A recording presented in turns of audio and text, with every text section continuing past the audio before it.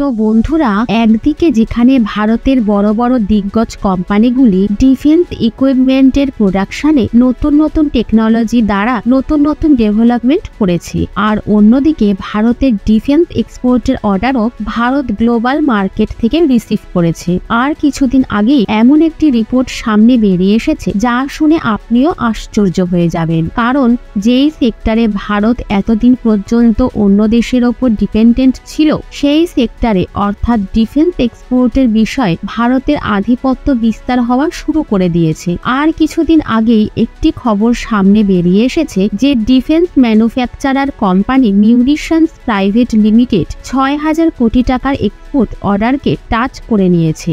আর financial year ২০২৪ সালে এটা প্রায় ২৫ কোটি টাকার ঊর্ধ্বে পৌঁছে যাওয়ার সম্ভাবনা রয়েছে। আর ভারত যে স্পিডের সাথে ডিফেন্স প্রোডাকশনের বিষয়ে নিজেদের পদক্ষেপকে আগে অগ্রসর করছে, সেই স্পিডের সাথে গ্লোবাল মার্কেটকে দখলও করছে। যার থেকে এতদিন পর্যন্ত যে দেশ ডিফেন্স ইম্পোর্টের বিষয়ে চীন, জার্মানি এবং রাশিয়ার ওপর নির্ভরশীল ছিল, এখন সেই দেশ ভারতের দিকে দেখছে। তো বন্ধুরা, সম্পূর্ণ আপডেট কি তা এই ভিডিওতে জেনে নেওয়া যাক। বন্ধুরা, ভিডিওর আগে অগ্রসর হওয়ার পূর্বে ভারতের ডিফেন্স ম্যানুফ্যাকচারার কোম্পানি এক্সপোর্ট অর্ডারের নতুন অ্যাচিভমেন্ট করে নিয়েছেন, তার জন্য অবশ্যই লাইক করবেন। তো বন্ধুরা দেখুন, এই সময় ভারতের ডিফেন্স ম্যানুফ্যাকচারার কোম্পানি যারা রয়েছে তারা নতুন নতুন টেকনোলজি দ্বারা লেস ডিফেন্সে ব্যবহার হওয়া হাতিয়ার, ফাইটার জেট এবং মিসাইলের প্রোডাকশনের বিষয়ে অনেক বেশি মনোনিবেশ করেছে, কারণ এই সময় বিশ্বের সমস্ত দেশ নিজেদের ডিফেন্সকে মজবুত করতে ক্রমশ লেগে রয়েছে।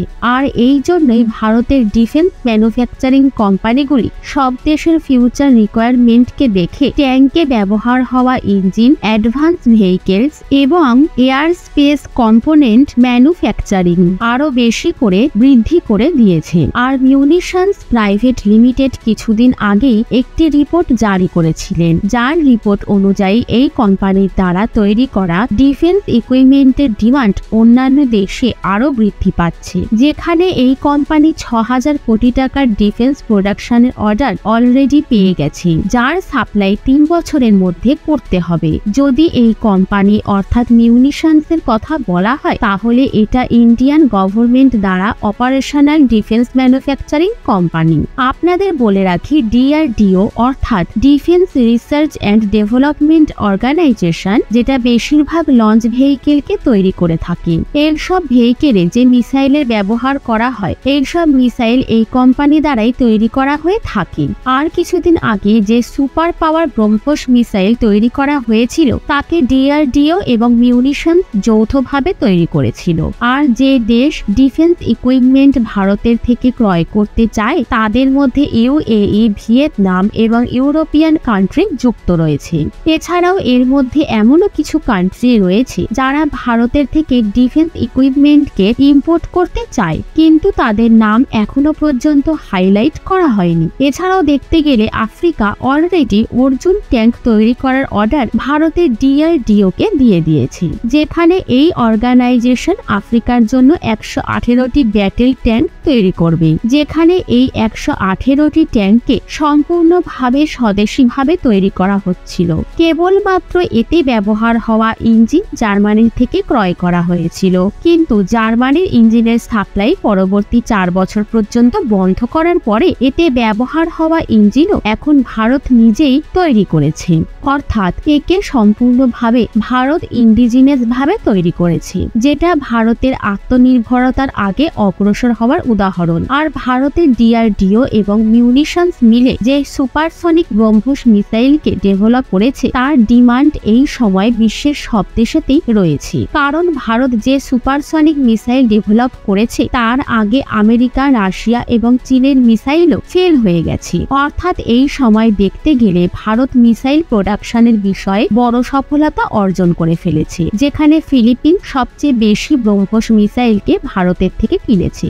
এছাড়াও আমেরিকা এবং সাউথ ইস্ট এশিয়ার প্রায় সব দেশই একে ক্রয় করাতে ইন্টারেস্ট দেখিয়েছে, কিন্তু সবচেয়ে বেশি ব্রহ্মোস সুপারসনিক মিসাইলকে ফিলিপিন্স ক্রয় করেছে। এছাড়াও কিছু সময় আগে একটি খবর বেরিয়ে এসেছে যে আর্মেনিয়া ভারতের থেকে ATAGS অর্থাৎ অ্যাডভান্স টোড আর্টিলারি গান সিস্টেম ক্রয় করবে, যেটা ভারতের অ্যাডভান্স লেভেলের একটি তোপ। কারণ এই সময় আর্মেনিয়া এবং আজারবাইজানের মধ্যে বিবাদ চলছে। এই জন্য আর্মেনিয়া নিজেদের ডিফেন্সকে আরো বেশি মজবুত করতে চাইছে। আর আর্মেনিয়া এই ডিলকে কনফার্মও করে নিয়েছে। তারা 84টি ATAGS ক্রয় করেছেন, যার জন্য ভারত এবং আর্মেনিয়ার মধ্যে $155 মিলিয়ন ডিলকে ফাইনাল করা হয়েছে, যেটা ভারতের ডিফেন্স ইন্ডাস্ট্রির জন্য একটি মাইল ফলক। যদি এই ATAGS এর বিষয়ে কথা বলা হয় তাহলে এটি একটি অ্যাডভান্স লেভেলের তোপ, যাকে ভারতের DRDO, ভারতের প্রাইভেট ডিফেন্স ম্যানুফ্যাকচারিং কোম্পানি মিলিতভাবে ডেভেলপ করেছিল, যার সফলতাপূর্বক টেস্টিং DRDO 2019 সালে করেছিল। আর যদি কথা বলা হয় এটা তৈরি করার বিষয়ে, তাহলে একে জার্মানির আধুনিক ডিফেন্স রিকোয়ারমেন্টকে দেখে ভারতের DRDO ডেভেলপ করেছিল। আর এর সবচেয়ে বিশেষ কথা হলো একে যে কোনো এলাকাতে নিয়ে গিয়ে খুব সহজে ফায়ারিং করা যেতে পারে, সেটা চীনের পাহাড়িযুক্ত এলাকা হোক বা মরুভূমি অঞ্চল। আর আপনি জেনে আশ্চর্য হবেন, ভারতের ডেভেলপ করা এই অ্যাডভান্স লেভেলের তোপ থেকে 48 কিলোমিটার পর্যন্ত রেঞ্জে যে কোনো টার্গেটকে খুব সহজেই ফায়ারিং করতে পারবে। কারণ এই তোপকে এমনভাবে ডিজাইন করা হয়েছে যে একে -3 থেকে 70 ডিগ্রি পর্যন্ত ওপর নিচ করার সাথে সাথে -20 থেকে 25 ডিগ্রি পর্যন্ত ডান দিকে বাম দিকে ঘোরানো যেতে পারে, যেটা যে কোনো লম্বা টার্গেটের ফায়ারিং এর জন্য যথেষ্ট। শুধু তাই নয়, এছাড়াও এটা 15 সেকেন্ডে 3 বার ফায়ার করার জন্য ক্যাপাবেল। আর আপনাদের বলে রাখি, ভারত এবং আর্মেনিয়ার মধ্যে ডিপ্লোম্যাটিক রিলেশন আগে থেকে অনেক ভালো। আর ডিফেন্সের বিষয় দেখতে গেলে গত বছর ভারত আর্মেনিয়াকে 6টি ATAGS এবং আকাশ এয়ার ডিফেন্স সিস্টেমকে ডেলিভার করেছে, যেখানে ভারতের DRDO কোনো প্রকার দেরি ছাড়াই আর্মেনিয়ার কন্ট্রাক্টকে কমপ্লিট করেছিল। আর এজন্যই আর্মেনিয়ার আবারও 84টি ATAGS কে ভারতের থেকে ক্রয় করার জন্য $155 মিলিয়ন কে ফাইনালাইজ করেছে। ভারতের জন্য আর্মেনিয়ার পক্ষ থেকে এই কন্ট্রাক্টকে পাওয়া ইন্ডিয়ান ডিফেন্স ইন্ডাস্ট্রির জন্য একটি অনেক বড় মাইল ফলক। কারণ ভারতের দ্বারা আর্মেনিয়ার থেকে কন্ট্রাক্টকে টাইমলি কমপ্লিট করে সাকসেসফুলি অ্যাডভান্স তোপকে ডেলিভার করাতে অন্যান্য দেশও ইন্ডিয়ান ডিফেন্স প্রোডাক্টে ইন্টারেস্ট দেখাচ্ছে। অর্থাৎ দেখতে গেলে এখন ভারত ইন্টারন্যাশনাল ডিফেন্স মার্কেটেতেও নিজেদের আধিপত্যকে বিস্তার করছে, যেটা ভারতের জন্য যথেষ্ট বড় একটি সফলতা।